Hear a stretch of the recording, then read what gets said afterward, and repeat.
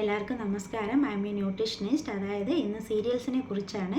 എന്തുകൊണ്ടാണ് different serials choose ചെയ്യാൻ പറയുന്നത്. അതായത് ഓരോ ഫുഡിലും ഓരോ ന്യൂട്രിയൻസ് ഉണ്ടാകും. അപ്പം നമ്മൾ ഡിഫറെൻ്റ് ആയിട്ട് ചൂസ് ചെയ്യുമ്പോഴത്തേക്കും നമുക്ക് കിട്ടുന്ന ന്യൂട്രിയൻസും ഡിഫറെൻ്റ് ആയിട്ട് കിട്ടും. പിന്നെ റൈസ് ആണെങ്കിൽ എനർജി ഗിവിങ് ഫുഡാണ്. വീറ്റ് ആണെങ്കിൽ അതിൽ ഗ്ലൂട്ടൻ ഉണ്ട് പ്ലസ് ഫൈബർ ഉണ്ട്. മില്ലറ്റ് ആണെങ്കിൽ അയൺ, കാൽഷ്യം, മൾട്ടി വിറ്റമിൻസ് ഒക്കെ ഉണ്ട്. പിന്നെ ഓട്സിലുള്ളത് സോളിബിൾ ഫൈബറാണ്. സോ ഈ ഫുഡിലൊക്കെ കിട്ടുന്ന കാലറീസ് സെയിം തന്നെയാണ്, പക്ഷേ മൾട്ടി വിറ്റമിൻസ്, അതർ ന്യൂട്രിയൻസ് ഒക്കെ മാറും, അത്രയേ ഉള്ളൂ. അതായത് ഓരോ ഫുഡിലും ഓരോ ടൈപ്പ് ഓഫ് ന്യൂട്രിയൻ്റ് ആണ്, പക്ഷേ ഇതെല്ലാം നമുക്ക് തരുന്നത് എനർജി തന്നെയാണ്.